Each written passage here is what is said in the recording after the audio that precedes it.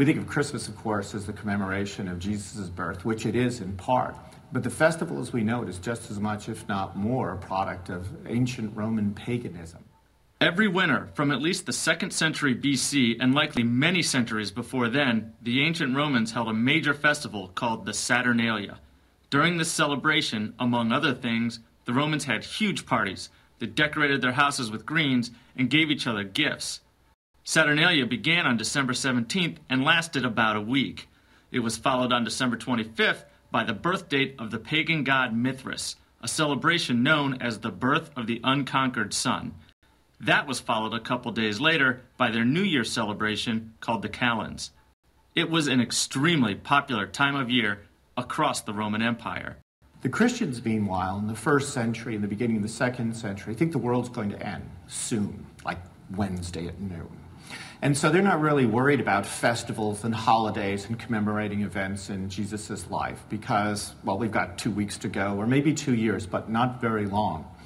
The decades go by, and they start thinking, well, the world isn't going to end quite so quick after all. And then they start thinking about, well, and this is partially, by the way, because they live in the Roman pagan empire, in which the rhythm of the year is partially agricultural, but it's also partially religious, and they're part of that rhythm as well. Then they start thinking about, well, we need to commemorate things in our lives too. We need to have a sort of religious rhythm of the year as a substitute for the pagan rhythm of the year. And one of the obvious candidates for this is, well, when was Jesus born? Of the 2 Gospels that tell the story of the birth of Christ, neither one mentions the month or the year that the event happened. So as a result, the early Christians have to come up with a date of their own. For a number of reasons, a couple of options are thrown out there, including May 20th, March 25th, and of course, December 25th.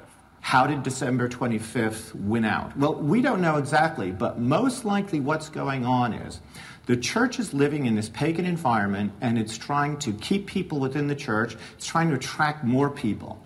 And the most beloved event in the pagan calendar, the most beloved festival, is this Saturnalia, plus the birth of the unconquered sun on December 25th, plus the Calends, this wonderful liberating festival in the bleak, dark, dismal, dead winter. And what we think happened, though we have no direct evidence, is essentially they decide, well, we're going to go head-to-head. We're going to compete.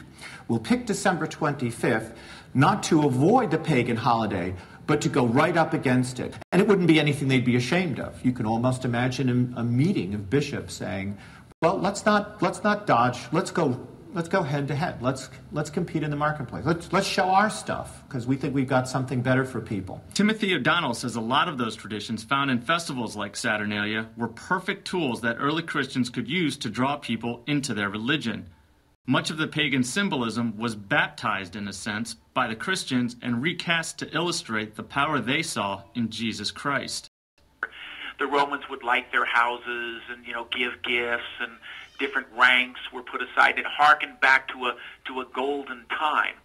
Well, of course, for the Christians, to associate something like that, a golden time where gifts would be given, the gift of God giving his Son, the Christ, the light, that you would put lights in homes or illuminate them with oil lamps, this would all be sort of a natural thing, that would just fit in so beautifully with the light coming into the midst of darkness. And since December is sort of the darkest month, the shortest day of the year, December 25th is when the sun clearly is on a rebound and the days are just starting to get longer.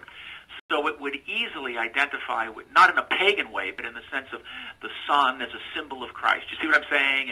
And then all the gift-giving and everything that was part of the Roman celebration of Saturnalia would have been a big part of that as well. So the complication and how it affects Christmas as we know it is it would be nice to be able to say to the folks who are celebrating the Saturnalia and the birthday of the unconquered sun, well, now you're Christians, you're going to celebrate them in a completely different way. And all of that stuff that you thought was fun, the gambling and the drinking and the carousing in the street and the role reversal and the social subversiveness, all of that's gone now. Forget about it.